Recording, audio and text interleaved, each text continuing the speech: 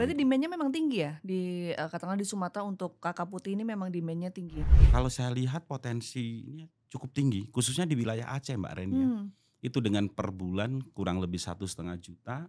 Optimis Mmm, nggak Mas Manijo kalau iya misalnya, setelah ini apalagi setelah podcast ini tayang ya, itu, iya, banyak masyarakat yang mau melakukan, budidaya kakap putih nih di sekitaran Aceh setidaknya?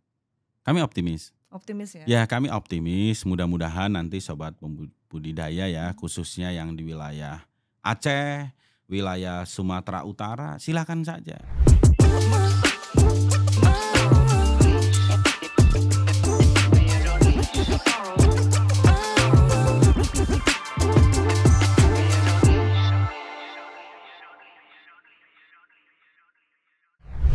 Halo sahabat Bahari, apa kabar? Ketemu lagi dengan saya Reni Armusari dalam podcast Aqua, Ayo Kupas Aquacultur, persembahan Direktorat Jenderal Perikanan Budidaya.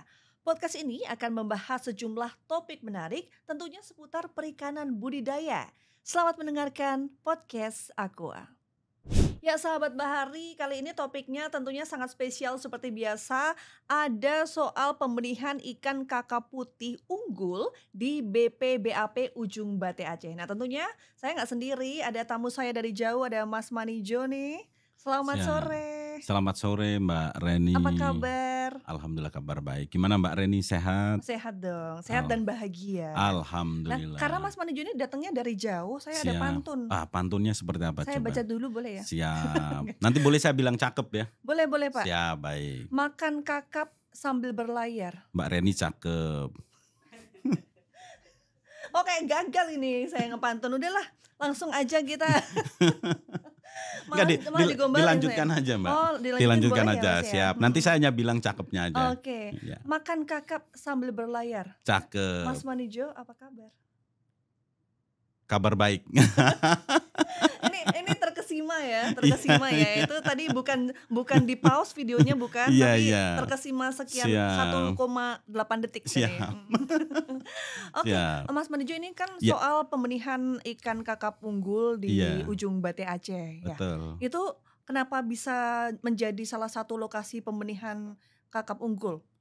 Kalau kita Ceritain dong. Mhm, baik Mbak Reni ya, kalau berbicara tentang kakap unggul ya, mengenai, oh kenapa ada, mhm, mesti di situ kan ada permintaan. Nah permintaan itu kan tersebut dari masyarakat, mhm, dengan melihat potensi yang ada di wilayah Aceh ya, mhm, provinsi Aceh, khususnya di pantai timur, mhm, kemudian ada sebagian di pantai barat itu berpotensi untuk memelihara ikan kakap putih. Nah dari itu kemudian ada permintaan, loh ini permintaan dari masyarakat. Nah pemerintah kan mhm, harus hadir, salah satunya UPT, Direktorat Jenderal Perikanan Budidaya, mhm, BPBAP Ujung Bate, mencoba mhm, mencoba untuk menjawab tantangan dan mencoba untuk menjawab mhm, tentang kebutuhan benih ini. mhm, Kemudian diadakanlah induk, kemudian juga dilakukan pembenihan ikan kakap putih. Nah mhm, ini di sini peran serta BPBAP Ujung mhm. Bate. Kenapa ada benih kakap unggul? Karena ada permintaan dan potensi yang ada di wilayah Mmm. Aceh, provinsi Oh, Aceh. berarti bisa dibilang antusiasme masyarakat atau pembudidaya ikan di sana untuk, membenihkan atau membesarkan, ikan kakap ini sudah sangat tinggi ya? Kalau dibilang sangat tinggi, cukup tinggi ya, Mhm, karena antusiasnya seperti pada per bulannya ya, kalau kita mhm, lihat data itu mhm, ada permintaan benih yang 0,8 sampai 1 senti mhm, itu kurang lebih 1,5 juta. mhm, mhm. Permintaan itu per bulan, kalau Mmm, kita kalkulasi per tahun kan sekian eh, juta ekor. mhm, Nah, di sini BPBAP Ujung Bate berperan ikut menyediakan. Jadi kalau boleh mmm, bercerita ini ya mhm, Mbak mhm. Reni ya. Boleh boleh. Jadi di provinsi Aceh ini ada Mhm, permintaan sekian juta ekor, mhm, kemudian kita lihat ternyata dari daerah luar. mhm. Awalnya dari daerah luar. Luar tuh mana tuh, Mas? Luar itu kalau kita bilang ya Pulau Dewata lah, Pulau Mmm, Bali mhm. itu dikirim ke Aceh. Oh sebelumnya ya ini ya? Ya, Mhm, sebelumnya dan mhm. sampai sekarang pun masih berjalan, Oh, ya. Nah, dengan kehadiran tersebut, dengan benih, ini benih kok dari luar, kemudian mhm, permintaan yang tadi saya sampaikan di awal, mhm, masyarakat antusias, ini kalau misalnya kita coba di instansi pemerintah salah satunya yang mhm, tadi dibilang Ujung Bate itu bisa mhm, bisa mhm, mhm. melakukan transaksi jual beli. Mmm, Dan sampai saat ini kalau kita berbicara dari persentase BPBAP Ujung Bate mhm, sudah mampu ya mhm. menyediakan di angka 30-40% kuota Mhm. dari permintaan yang ada di masyarakat. Seperti Mmm, itu Mbak Reni. mhm. Kenapa bisa di sana sangat antusias? Memang apakah Kakap ini memang, katakanlah gampang dikembangbiakan atau seperti apa? Kalau berbicara masalah gampang, saya kira itu ada faktor pendukungnya ya. Mmm, Contoh dari alam, oh ternyata dengan sifat karakteristik dari kakap putih ya mhm Mbak mhm Reni, mhm ternyata kan dia euryhalin ya. mhm Artinya mempunyai toleransi salinitas yang cukup tinggi. Nah, mhm wilayah Aceh khususnya di bagian timur mhm ini potensi untuk perikanan air payo ya, mhm air payo dengan salinitas 5 sampai 20 mungkin mhm 25 itu tersebar banyak sekali. Nah, mmm, ini yang menyebabkan bahwa oh ini berpotensi mhm berpotensi sekali terhadap budidaya kakap putih dengan karakter biologinya kakap mhm putih, kemudian dengan pasarnya, kemudian juga dengan kondisi alamnya itu sangat mhm sangat mendukung. mhm Kemudian ya BPAP berperan di kegiatan pembenihan mhm. di situ. Kalau untuk jenis kakap yang dibenihkan di Ujung Batu ini, jenis kakap apa saja? Kalau untuk jenis kakapnya adalah jenis kakap putih Mbak Reni. Ya Lattes Mmm, carcarifer ya kalau mhm untuk mhm. nama latinnya. Hanya kakap putih saja berarti ya? Untuk Mhm. sementara kakap putih saja. Kenapa kakap putih? Karena kakap putih kalau yang saya sampaikan seperti yang tadi di awal Mhm itu euryhalin. Dia mhm mampu bertoleransi terhadap salinitas yang cukup tinggi. Ini artinya mhm apa?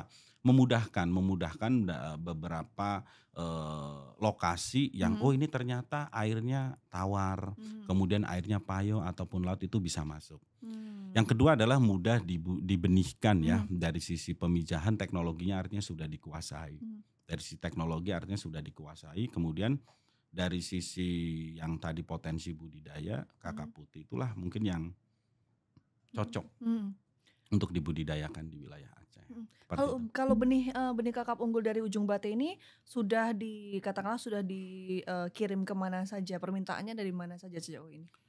Untuk benih kakap putih yang Mhm dari mhm BPBAP Ujung Bate itu mhm untuk wilayah Aceh. mhm Itu dari mulai Kabupaten Pidijaya, mhm kemudian Biren, mhm Aceh Utara, mhm kemudian Aceh Timur, itu untuk yang pantai timur. mhm Kemudian pantai barat itu Aceh Jaya, mhm Aceh Singkil ya. mhm Aceh Singkil kemudian ada juga yang ke Medan, ada juga yang ke Batam dan ada beberapa yang ke Pulau Jawa. Itu mhm khusus untuk yang distribusi selama tahun kurun waktu 2023 2024 itu Mbak Reni. mhm. Mhm. Sudah banyak permintaannya ya? Sudah sangat tinggi ya?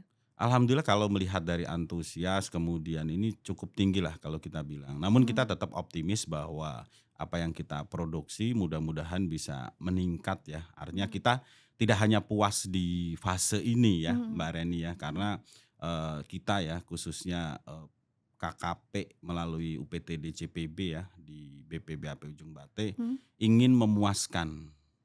Mungkin Mbak Reni mau bertanya, memuaskan apa dan mhm siapa? mhm Artinya memuaskan kebutuhan dari masyarakat. mhm Kemudian sesuai kebutuhannya apa sih yang diinginkan? mhm mhm Salah satunya ya kakap putih tersebut. mhm. Makanya kita mencoba untuk melakukan langkah-langkah apa saja sih supaya masyarakat puas. Mmm. Kita Berarti mengetahui. demand-nya memang tinggi ya katakanlah di Sumatera untuk kakap putih ini memang demand-nya tinggi? Kalau saya lihat potensinya cukup tinggi, khususnya di wilayah Aceh Mbak Reni ya. Mmm, Itu dengan per bulan kurang lebih 1,5 juta, mhm itu cukup tinggi karena mhm ada beberapa daerah yang mungkin tahunnya mungkin tidak ada permintaan sama sekali kakak putih. mhm Namun di Aceh ini sangat sangat antusias dan bahkan sampai mendatangkan dari luar pulau ya. mhm Mereka mereka mau mendatangkan dengan konsekuensi.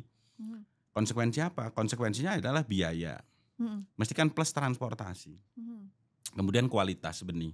Kalau di transportasi waktunya itu lebih panjang walaupun sudah ada teknologi lah, mhm teknologi yang dipakai oh sudah diperkirakan per kantong sekian, namun kalau perjalanan jauh, kalau kita sebagai manusia mhm saja kadang tetap bisa tidur tapi badan ini capek, mmm, lelah gitu. Nah, makanya itu membuat ketika benih-benih tersebut dalam kondisi tanda kutip lelah, ketika diadaptasikan ada yang berhasil, ada yang tidak. Kalau lokasi benihnya dekat dengan pembudidaya, khususnya mhm di Aceh ke Ujung Bate itu kan kelelahan itu sudah berbeda. Berbeda Hmm. yang awalnya mungkin sekian, misalnya 16 jam, mungkin jangan-jangan hanya 5 Jadi jam ikannya dan lain. nggak stres begitu ya? Siap, betul sekali. Ya, walaupun kita Hmm. nggak tahu ya ikan yang stres seperti apa itu Mbak Ren ya. Nggak bisa ditanyain soalnya ya. Betul. Kalau, jumlah pelaku budidaya di Ujung Bate itu sudah, banyak gitu atau gimana tuh? Nah, berbicara tentang jumlah pembudidaya ini Mbak Reni ya. Hmm. Kalau di wilayah Aceh sesuai dengan yang data kami coba himpun, Mhm. kemudian data yang kami kolek dari para pembudidaya, kemudian kami kompilasi kurang lebih ada 160-an. 160 pelaku budidaya? 160 orang ya pembudidaya gitu. Itu untuk yang melakukan pembudidaya. Mhm. Kemudian kalau kita berbicara kakap putih ini ada Mhm. segmentasi budidaya pembesaran, Mhm. kemudian juga ada pembenihan. Mhm. Kalau pembenihan hanya di BPBAP Ujung Bate dan ada 1 orang pembudidaya di Aceh Utara. Jadi hanya 2 dan kategorinya yang pembudidaya pembenih di Aceh Utara ini Mhm. sampai saat ini memang mereka punya semangat tinggi, Mhm. Mhm. punya motivasi yang tinggi, namun kadang ada hal-hal keterbatasan contoh sarana prasarana. Jadi kurang Mhm. maksimal sehingga masih mengandalkan di BPBAP Ujung Bate dan tadi Mhm. mengambil dari luar. Ini Mhm. kalau berbicara tentang pembenihan. Mhm. Kalau yang pendederan itu cukup banyak. Mhm. Pendederan tadi kan ada disebutkan 160 itu untuk Mhm. pembudidaya, terus 2 untuk pembenih dan sekitar kurang lebih 60-an orang itu pendeder. Mhm. Pendeder. Mhm. Kalau sebelum kita berbicara lebih dalam Iya. soal benih kakap unggul, kakap putih ya, benih Iya. kakap putih unggul. Nah ini mungkin ada yang belum tahu nih sahabat Bahari, yang dimaksud dengan unggul, benih kakap putih unggul nih apa yang membedakan dengan benih kakap biasa? Ya baik. Baik untuk ya kita berbicara unggul ini pasti biasanya ada komparatif ya pembanding. Mhm. Oh unggul dan tidak unggul. Nah Betul. tadi yang sampaikan Mbak Reni adalah kata unggul. Kata unggul mesti lebih baik lah kalau Mhm. kita bilang lebih baik terus lebih bagus.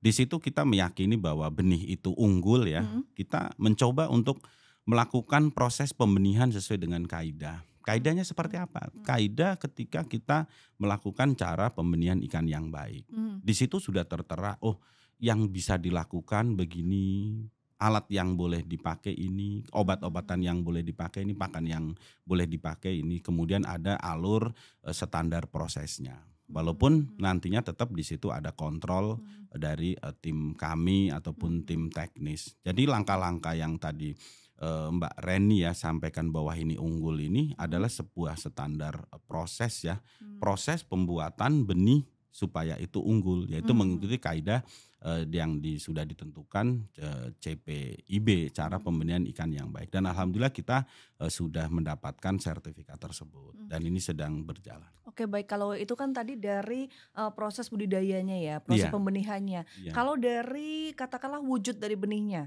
itu apakah ada indikator yang, membedakan dia adalah benih unggul atau enggak? Misalnya katakanlah dari beratnya, warnanya kah, atau ukuran, atau seperti apa itu, Mas Manijo?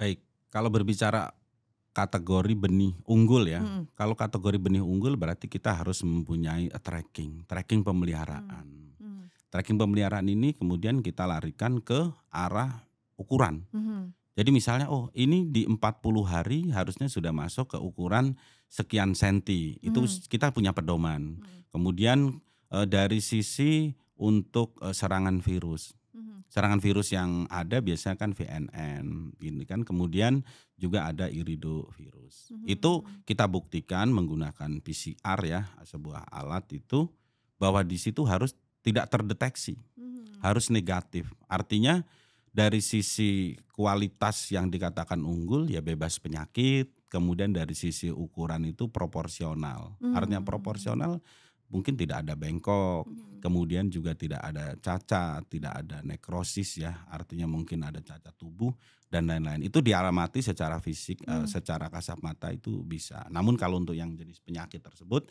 kita harus masukkan ke laboratorium untuk di Mmm. PCR, Mhm. seperti itu. Berarti yang jelas kalau misalnya benih unggul ini, kira-kira nanti survival rate untuk, nantinya dikembangkan atau dibesarkan itu bisa lebih tinggi seperti itu ya? Ya. Berbicara untuk SR ya, tadi Mbak Reni mungkin sudah familiar lah dengan istilah-istilah perikanan ya, termasuk tadi saya juga oh ini ternyata survival rate, kemudian SR ya. Iya Kalau betul. kadang kita bilang SR dengan satuan persentase, kalau dengan benih unggul saya meyakini bahwa di situ akan lebih baik, SR-nya lebih bagus gitu. Walaupun di dalam pelaksanaan itu tidak hanya jaminan benih unggul akan 100% yakin itu budidaya akan berhasil, saya kira juga tidak. Karena banyak faktor-faktor lain. Namun kita juga tidak bisa melupakan benih ini juga harus unggul. Karena kalau kita berbicara berbudidaya, itu kan ada hal-hal yang memang harus kita kendalikan ya. Kendalikan yang dan sudah terukur lah, terhitung dari masuknya benih, kemudian kontrol penyakit, kemudian manajemen pakan, manajemen kualitas air itu, kemudian juga ada manajemen kalau yang saya alami, saya perhatikan dan kadang diskusi, ada manajemen non teknis juga, seperti itu Mbak Reni. Kalau misalnya ada pelaku budidaya yang mungkin tinggal di wilayah Sumatera, terus mau mendapatkan benih dari benih kakap putih unggul ya dari Iya. Ujung Bate ini, caranya gimana tuh, Mas? Jadi kita kan instansi pemerintah ini Mbak Reni ya. Kalau ketika ada teman-teman pembudidaya yang ingin memanfaatkan atau meminta atau membeli benih di kita kan punya media sosial. Kita publish ke media sosial di BPBAP Ujung Bate. Kemudian juga karena sudah ada nomor telepon ya, nomor telepon kadang ada yang memang menghubungi secara langsung kepada tim pemasaran kami atau tim humas kami. Tim pelayanan publik lah kalau kita bilang di kami, itu silakan saja menghubungi nomor tim pelayanan publik kami, kemudian nanti kami arahkan. Kami arahkan dalam artian mengarahkan sesuai dengan ketentuan. Contohnya pada saat kita, ini ada yang membutuhkan, kemudian kita cek lagi. Contohnya misalnya, BPBAP Ujung Bate saya mau butuh benih 10.000 ekor. Kemudian dari tim pelayanan publik tersebut akan mengkonfirmasi kepada penanggung jawab kegiatan.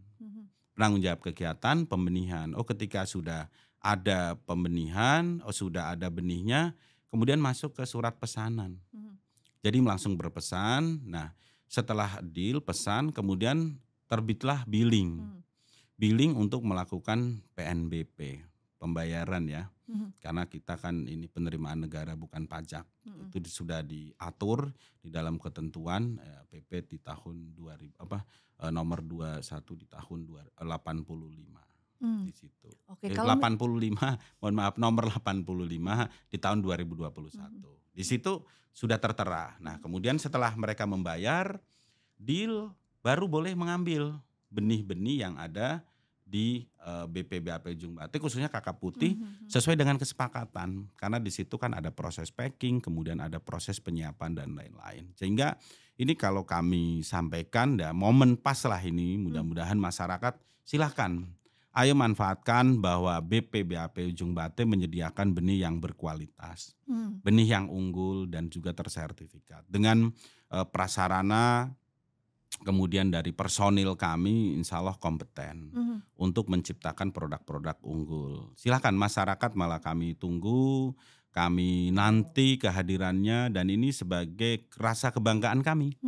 Rasa kebanggaan bahwa kami sebagai salah satu penyelenggara pelayanan publik menyediakan yang masyarakat butuhkan dan mudah-mudahan benih-benih tersebut masyarakat akan puas. Dan juga sekaligus kami sampaikan, kami terbuka lebar juga. Kalau seandainya ada masyarakat pada saat mengambil benih atau memanfaatkan media sosial kami untuk melakukan konsultasi. Konsultasi ini dalam rangka diskusi supaya pengembangan kakap putih khususnya di wilayah Sumatera ya, Sumatera bagian utara, Aceh dan Medan ini bisa berkembang pesat. Tentunya ini menjadi harapan kita dan kita di tingkat pelayanan publik tersebut, salah satunya penjualan benih ikan kakap ini, nilai kepuasan itu tertinggi ya, puncak tertinggi nilai kepuasan itu ketika masyarakat puas.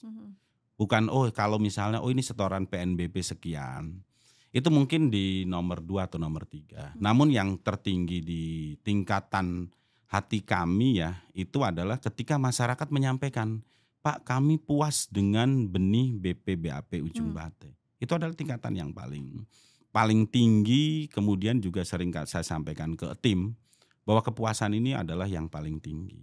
Setelah kita mampu melayani, salah satunya bibit ikan kakap putih unggul itu untuk moto kami.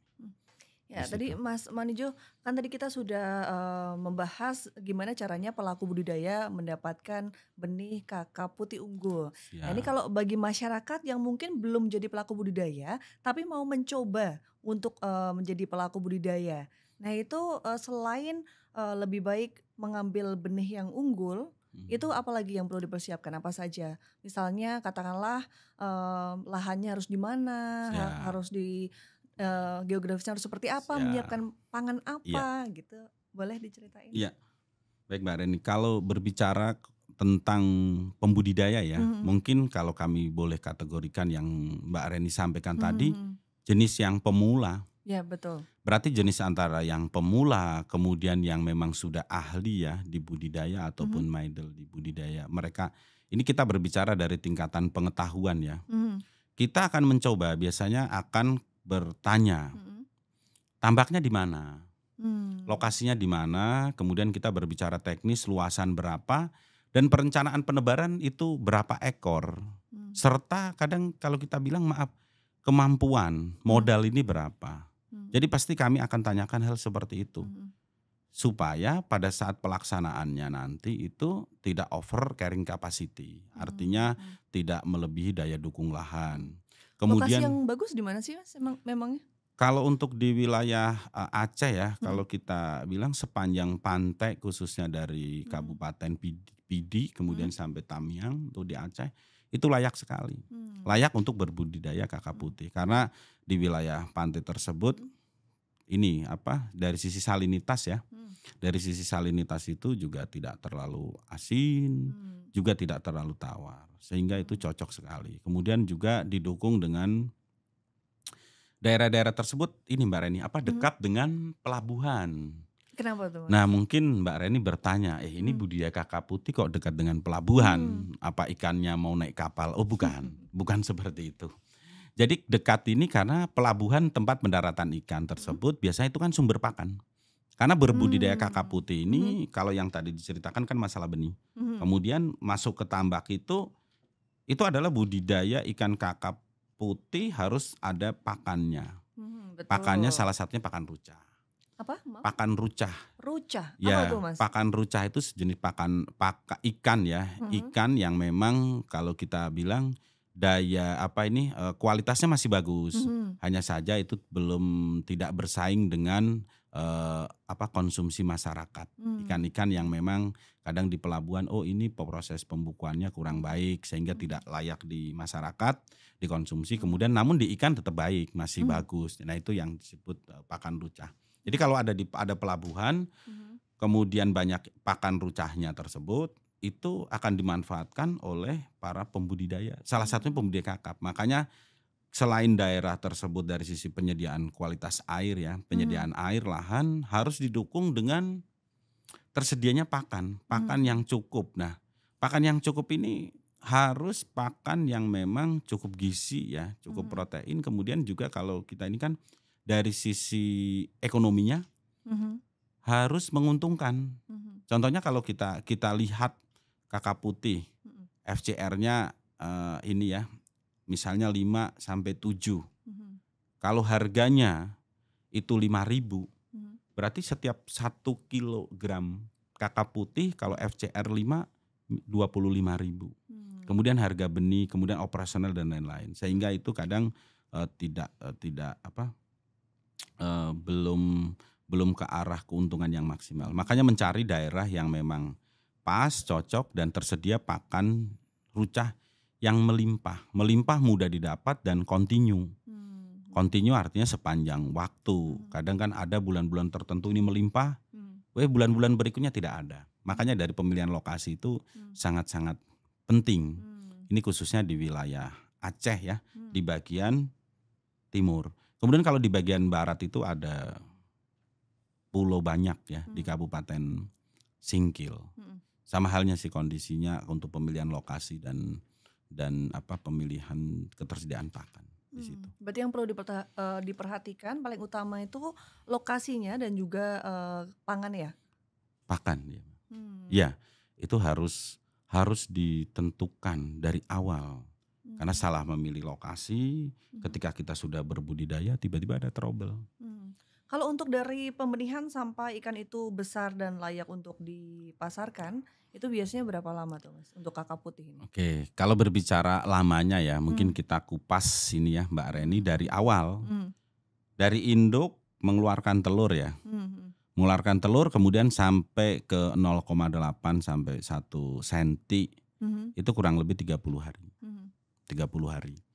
Kemudian dari 1 senti sampai ke 2,5 atau kita bilang ukuran 7 lah, 7 senti ya. Itu membutuhkan 2 sampai 3 bulan. Gitu. Dari ke 7 senti. Nah, kemudian sudah berarti 1 bulan, kemudian kita hitung 4 bulan, kemudian dari yang 7 senti ke sampai ukuran market size ya, market size itu di angka 500 gram itu membutuhkan waktu kurang lebih 6 bulan. 6 bulan plus tadi 3 ya kurang lebih 10 bulan. Itu kita berbicara dari telur ya. Dari telur sampai bisa dikonsumsi ikan. Di situ artinya market size ya di angka 500 itu membutuhkan waktu. Namun kalau kita berbicara di proses pembesaran, biasanya dari ukuran benih tebar sampai ke konsumsi. Ya kita bilang 6 bulan di situ, tidak menghitung yang 4 bulan tersebut. Rata-rata ini ukuran besarnya berapa sih? Berapa bulan lamanya? Itu kita katakan ya setengah tahun lah untuk mencapai 500 gram dengan kondisi pakan cukup dan lokasi yang ideal. Biasanya tantangannya apa saja tuh ketika membudidaya kakap putih ini, biasanya apa saja masalah yang muncul? Siap, ini berbicara tantangan ya. Kalau berbicara tantangan untuk di pembenihan, khususnya di penyediaan telur ya. Ini kita berbicara di penyediaan telur. Penyediaan telur kita harus mempunyai bak yang memang ideal. Sesuai dengan kondisi alam pemijahan dari kakap putih tersebut. Kemudian pakannya harus dijaga. Kemudian juga ada penyakitnya, kita harus dijaga. Itu untuk yang di calon induk, dan paling penting juga induknya dari mana, sumbernya dari mana, kemudian kita koleksi, kita pelihara dengan cukup baik ya. Kemudian masalah pembenihan. Kalau masalah pembenihan tantangan di kakap putih untuk penyakit ya, penyakit itu biasanya black syndrome disease ya. Itu hitam, tubuhnya itu menghitam, kemudian nafsu makannya turun. Setelah nafsu makan turun, otomatis kadang cenderung kita lihat di air itu gepeng, tipis gitu, nggak menggendut gitu ya, nggak gemuk lah, seperti itu. Kalau di Ujung Batu sendiri, pelaku budidayanya itu tingkat kesuksesan untuk membenihkan dan membesarkan ikannya itu sudah sangat tinggi gitu, atau masih ada kendala-kendala yang sering muncul di sana? Kalau di BPBAP Ujung Batu ya, ini bukan berbicara saya di hadapan sobat budidaya ya, menyampaikan bahwa ini paling baik, tidak. Namun kami merasa bahwa hari ini ya dengan sarana prasarana yang cukup memadai ya, khususnya dari penyediaan anggaran dari Direktorat Jenderal Perikanan Budidaya, kemudian juga dari hal yang lainnya, kemampuan dari SDM, kami optimis bisa memberikan hal yang terbaik. Mungkin Mbak Reni bertanya, loh kok bisa ini Mas? Gitu. Ya mungkin kalau bisa saya jawab adalah selain dukungan anggaran yang cukup, kemudian dukungan SDM, itu kita kembali ke teknis. Jadi ada hal tantangan yang tadi black syndrome disease itu, kita coba di umur 11 hari, 12 hari, kita coba turunkan yang awalnya salinitas laut, budidaya salinitas laut itu kan 30, 31 lah, 33 ppt ya, 4 per thousand itu kita turunkan di 11, D12 ke 18 ppt. Jadi dari 30 ppt itu Mbak Reni ya, mungkin Mbak Reni sudah nggak asing lagi ya dengan istilah PPT ya. Enggak, takutnya ketika terlalu asing mungkin Hmm. nanti kami bingung Tapi juga mungkin bisa dijelaskan yang Ya, dimaksud PPT itu seperti apa tuh oke Mas? siap ya. PPT itu adalah kadar garam. Jadi Hmm. kandungan Hmm. garam yang ada di air laut ya, di satuannya adalah PPT. Kalau Hmm. air laut biasa normal itu kondisinya kan 30 Hmm. sampai 33 lah kalau untuk kategori budidaya. Nah, Hmm. ini kita coba yang tadi yang untuk mengatasi tantangan tersebut kita mencoba untuk menurunkan salinitas. Hmm. Nah, menurunkan salinitas itu alhamdulillah kita tidak untuk serangannya itu bahkan dibilang tidak ada lagi. Hmm. Tidak ada lagi ya selama saya 2,5 tahun ya di Aceh itu saya lihat tidak ada lagi. Itu strategi kami ya kalau kita bilang menghadapi tantangan. Yang berikutnya kami juga menyediakan pakan alami ya jenis rotifer itu dari sisi kecukupan, dari sisi kuantitas. Dan kita juga menjaga kualitas dan kontinuitas. Jadi yang kami lakukan untuk mengatasi permasalahan benih yang ada di BPBAP Ujung Bate, khususnya di produksi benih kakap putih, menurunkan salinitas Mbak Reni. Menurunkan salinitas ke 18 PPT. Bisa juga ke arah 15. Kemudian juga penyediaan pakan alami yang jenis rotifer tadi. Rotifer kita punya dari sisi kualitas kalau budidaya ya, itu harus cukup dari kualitas, kemudian kuantitasnya ya kan, kuantitas serta kontinuitas. 3 hal ini menjadi sangat penting. Karena kenapa? Hari ini misalnya cukup ini kepadatan sel per mili misalnya, ini Pak ada cukup 300 sel per mili. Hari ini mungkin kita bisa berikan. Ternyata besok tidak ada lagi. Ini kan percuma. Artinya kami mengontrol di penurunan salinitas dan menjaga pakan alami harus cukup ya, cukup di kualitas, cukup kuantitas dan harus kontinuitas sesuai dengan kebutuhan. Ini strategi kami dan saya meyakini hari ini ya kita bukan berbicara yang terbaik ya. Menurut saya cukup baik. Cukup baik dan kami yakin, kami confident bahwa percaya diri benih yang kita hasilkan ini akan diterima oleh masyarakat. Dengan kualitas yang baik nanti kita akan diterima. Sehingga menyebabkan yang seperti awal tadi saya sampaikan, rasa puas. Walaupun sudah puas namun kita tetap berbicara kalau di inovasi tetap mengembangkan inovasi. Apalagi Direktorat Jenderal Perikanan Budidaya ini cukup dari sisi anggaran, kemudian dari regulasi, kebijakan dan lain cukup mendukung kami di tingkatan UPT ya, mendorong untuk dari semangatnya dan lain-lain.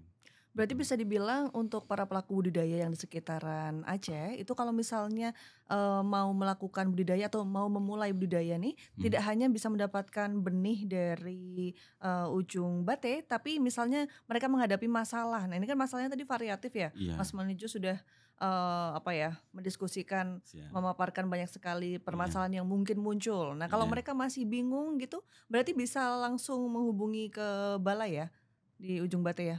Iya. Bisa, seperti yang tadi disampaikan oleh Mbak Reni ya, itu mungkin kami dikonsultasi lah. Konsultasi ketika ada masyarakat yang ingin melakukan konsultasi, itu kan juga menjadi salah satu pelayanan pabrik kami.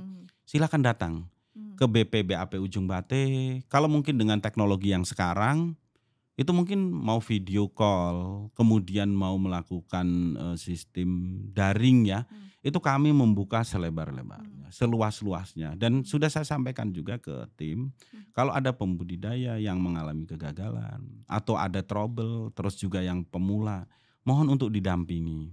Itu karena menjadi tugas kita, menjadi tugas KKP, khususnya Direktorat Jenderal Perikanan Budidaya, untuk hadir di masyarakat, bahwa yang mereka inginkan, yang mereka harapkan itu kita semampu kita maksimal ya, semaksimal mungkin kita harus hadapi.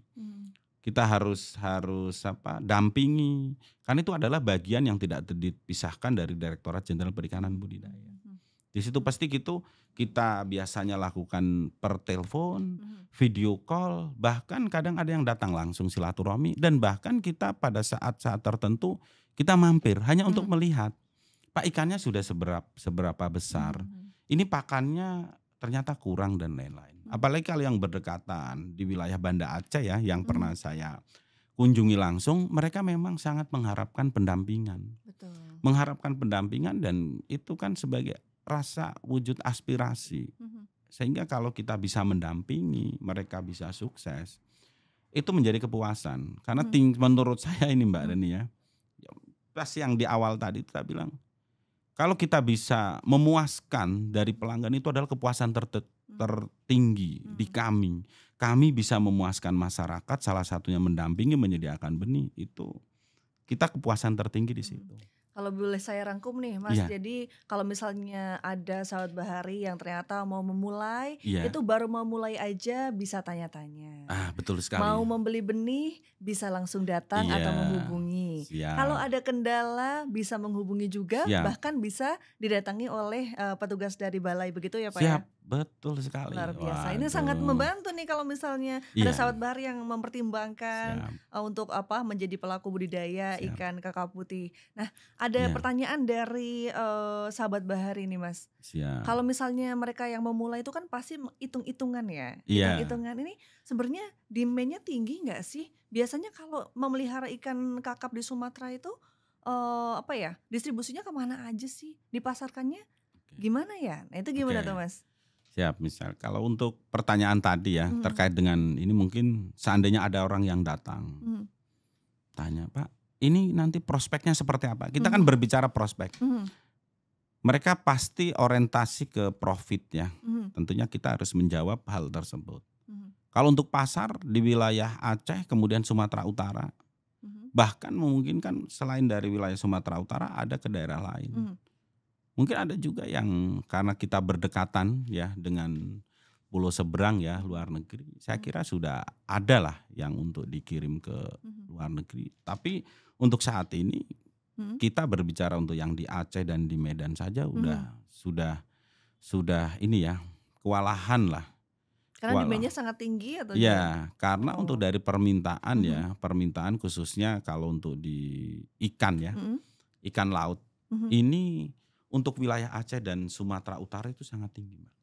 Sampai ini ya, sampai kekurangan terus ya? Iya, di situ kalau kita menyampaikan bahwa itu hanya dari satu kakap putih ya, walaupun dengan berbagai macam produk lainnya ya, ada kakap merah, kakap putih, kemudian ada kerapu, lumpur dan lain-lain, tetap juga di situ mesti ada ikan kakap putih. Kalau saya rasa per hari ini cukup baik, cukup bagus, dan pemasarannya, serta kalau misalnya ada sobat budidaya yang ingin menyampaikan, kemudian menanyakan tentang prospeknya seperti apa, kita kadang sampaikan, kadang kita menghubungkan, Mbak. Menghubungkannya begini, ada sobat budidaya yang awal punya lahan tambak, namun di situ belum mengetahui dari sisi teknologi tentang budidaya kakap putih. Kita bisa melakukan cek gitu, coba seperti ini. Bahkan Pak, nanti kalau ikannya mau dikirimkan kemana? Kami pernah melakukan dan bahkan tetap komitmen ya untuk menghubungkan sektor swasta ini antara yang pembenih, kemudian pendeder, kemudian juga untuk yang tingkat konsumsi. Kita hubungkan, kita telepon, kita kasih nomor, Pak, ini ada yang, kalau seandainya ada yang mau suplai konsumsi ikan kakap putih, berkenan apa tidak. Kita sampai seperti itu, karena apa? Kita kadang kan jadi tempat konsultasi, tanya-tanya, kemarin ini ada yang tanya, ikan kakap putih ada enggak yang ukuran sekian. Nah ini ada yang menanyakan calon pembudidaya. Tentunya itu kan menjadi menjadi hal yang cukup menarik ya bagi keduanya. Jadi kita selain fungsi tadi yang pembinaan juga menghubungkan. Dan ada semacam restoran ya. Kita memang kawal di sana di Banda Aceh. Itu. Ada salah satu restoran. Jadi pemilik restoran ini datang ke balai. Punya tambak mereka. Punya tambak, namun secara konstruksi mungkin kalau untuk kakap putih belum layak. Jadi konsultasi, kemudian kita coba ke lokasinya. Ternyata di situ memang satu kawasan pertambakan dan ada restonya. Sehingga kami sampaikan, Pak, buatkan saja ukuran 1.500. Jadi tambaknya dibuat 1.500, kemudian kita sampaikan, ya udah 1.500 meter persegi kita coba tebar 1.500 ekor kakap putih. Kemudian saya cek juga pakannya, kemudian panennya dan lain-lain, alhamdulillah berjalan. Itu di salah satu kota ya, di Banda Aceh salah satu resto. Kita melihat seperti itu. Bahkan juga kita kadang kalau seandainya ada pertanyaan, oh ini nanti dijual kemana? Yang seperti tadi sampaikan ke resto. Bahkan resto itu kita support. Jadi ya bukan berarti ini Mbak Reni menafsirkan saya, oh saya keliling resto untuk jualan, enggak. Kita membentuk relasi. Salah Ada grup satunya gitu atau gimana? Ada kalau komunitas? untuk grup sampai saat ini belum ya, khusus untuk yang dengan resto-resto. Namun kami menjalin hubungan baik untuk resto-resto di Banda Aceh. Seandainya nanti ada produk kakak putih, Bapak mau bangga. Ada seandainya ada selain kakak putih, Bapak mau bangga. Kita sudah punya linknya, sehingga masyarakat kalau ada yang menanyakan tadi, Pak nanti kami jual kemana, prospeknya seperti apa, ya kami mencoba menghubungkan.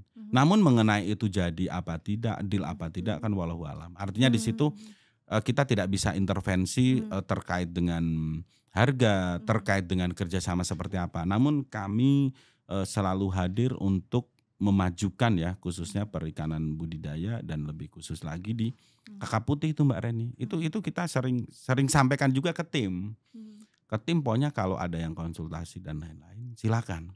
Layani dengan sebaik-baiknya. Apalagi ini bukan berarti kita paling baik ya. Namun kita ini kalau untuk kakap putih di Aceh ini baru kita gitu loh. Baru kita. Sehingga apa? Kalau bertanya tentang kakap putih mesti ini BPBAP Ujung Bate. BPBAP Ujung Bate ya Direktorat Jenderal Perikanan Budidaya, Kementerian Kelautan dan Perikanan. Sehingga yang ingin saya sampaikan tadi ada konsultasi dan lain-lain, poinnya kita sebagai salah satu UPT itu ingin melayani. Ingin melayani secara ya kalau dibilang seikhlas-ikhlasnya, setulus-tulusnya. Apalagi kalau KKP ya mudah-mudahan kalau dari sisi kesejahteraan saya kira sudah cukup baik.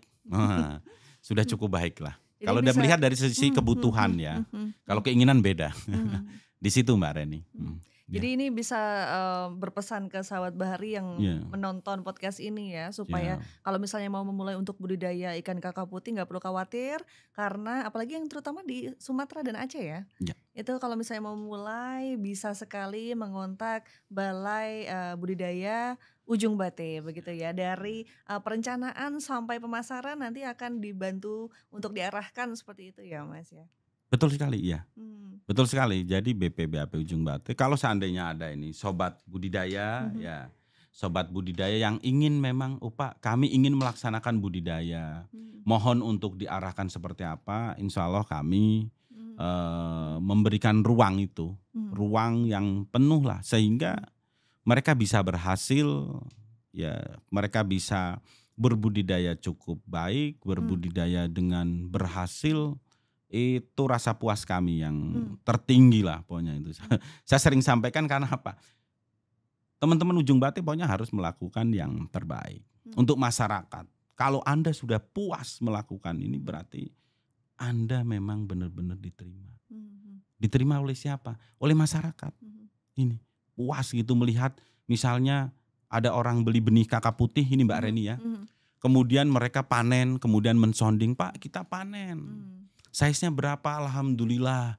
Ini sudah size sekian, ini keuntungan sekian. Kemudian dari kami, wah itu puas. Bukan kami pingin minta ingin minta uangnya dari pembudidaya, enggak. Itu kepuasan. Pasti mereka akan berpikir, order lagi. Nah disitulah kami puas di situ. Ini. Optimis nggak Mas Manijo kalau misalnya setelah ini, apalagi setelah podcast ini tayang ya, itu banyak masyarakat yang mau melakukan budidaya kakap putih nih di sekitaran Aceh setidaknya? Kami optimis. Optimis ya? Ya kami optimis, mudah-mudahan nanti sobat budidaya ya khususnya yang di wilayah Aceh, wilayah Sumatera Utara silakan saja ini berkonsultasi semampu kami. Sekali lagi kami bukan yang terbaik. Tapi kami mencoba untuk menjadi lebih baik, tapi mencoba untuk menjadi lebih baik tidak hanya di kalangan kami, namun di kalangan pembudidaya juga harus cukup baik, baik produksinya, baik kemudian cash flow-nya ya, sistem keuangannya, kemudian ya baik semuanya. Karena kalau kita baik di sisi keuangan, mudah-mudahan kita juga akan baik di pikiran-pikiran positif yang lain. Seperti itu Mbak Reni. Ya. Untuk target dan mimpi-mimpi untuk kedepannya nih untuk Nah, Balai Ujung Bate. Ada ini mimpi nggak nih yang siap, pingin baik terwujud? Mbak Reni. Ya, kalau mimpi itu mesti semuanya ada, khususnya saya ya, selama di Aceh menemani rekan-rekan yang ada di BPBAP Ujung Bate selama 2,5 tahun. Tentunya ketika saya datang itu saya mulai bermimpi. Gimana balai ini ya memang yang sebelumnya juga cukup bagus, tapi kami ingin mencoba peningkatan. Termasuk khusus yang Kakak Putih ini saya punya mimpi begini Mbak Reni. Suatu saat benih-benih yang ada di BPBAP Ujung Bate terdistribusi ke masyarakat secara masif. Banyaklah permintaan, melebihi dari yang sekarang. Kemudian juga kami kan balai yang memang dibiayai oleh APBN. Harapan mimpi terbesar kami seandainya nanti banyak pembudidaya di wilayah Aceh dan Sumatera Utara, nanti muncul pembenih-pembenih lain selain kami. Selain satu orang yang ada di Aceh Utara, nanti muncul pembenih-pembenih yang lain. Itu besar harapan kami di situ. Kalau mereka tidak mau segmen lengkap dari induk sampai ke benih, mungkin kami menyediakan untuk telurnya. Jadi BPBAP Ujung Bate segmen telur di kami, mereka yang ini para pembenih ya, pembenih itu mendapatkan telur kemudian melakukan pembenihan berhasil kemudian juga akan terdistribusi ke masyarakat. Mungkin Mbak Reni akan bertanya, Pak, nanti apa tidak saingan ini dengan pembenih-pembenih lain? Enggak. Prinsip kami di pemerintah sebagai mungkin ada regulator. Ini mungkin kita berbicara di fasilitator.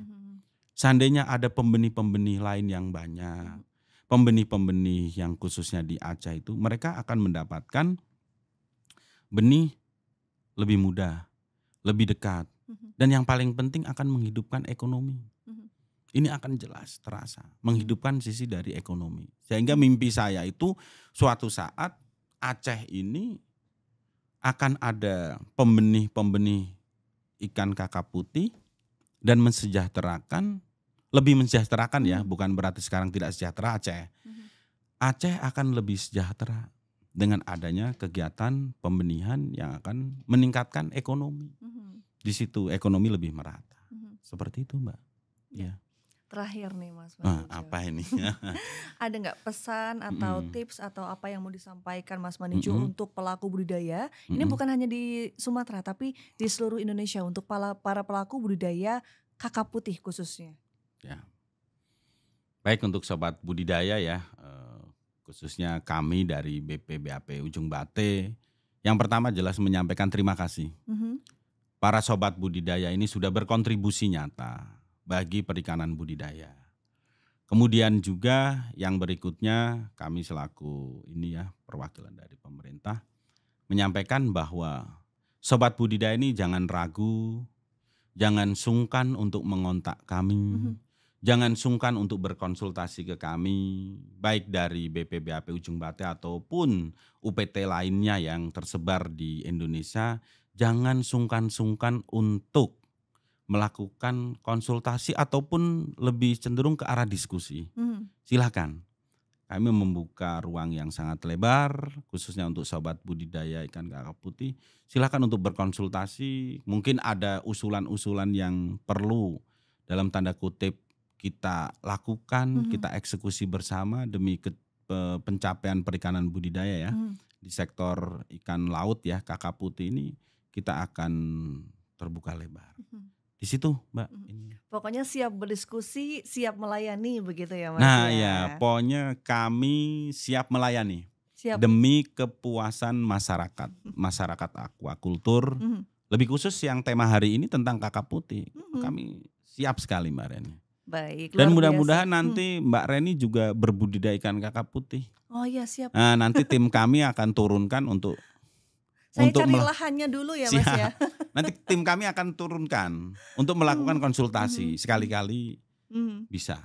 Oke. Bisa jadi tren baru ya, tren anak muda, Iya. budidaya kakap putih untuk Indonesia emas weh. Iya, apalagi kalau Mbak Reni memberikan pakannya, Oh gitu ikut ya? grading itu akan Heeh. lebih menarik Biar lagi. jadi tren baru, anak Siap, muda itu harus budidaya ikan, kan potensi iya, di Indonesia luar biasa betul sekali. ya, apalagi dengan pola konsumsi gizi masyarakat sekarang ya. Wah, Betul dengan kebijakan betul, ketahanan pangan, betul. makanan harus bergizi, salah satunya ikan kakap putih ini. Ya siapa tahu menjadi potensi baru ya, karena ada, katakanlah konsumsi ikan dan ada makan bergizi gratis dari presiden kita ini. Wah, Heeh, itu siapa menjadi tahu peluang baru. peluang Ya, baru ya. ya, Mhm. Oke, luar siap, biasa sekali diskusi kita pada siap, hari ini. Terima baik, kasih Mas Manijo sudah datang baik Mbak jauh-jauh Reni. dari ujung Bate Aceh. Terima Siap, baik, kasih. makasih juga. Selalu sehat Mbak Reni. Sehat selalu.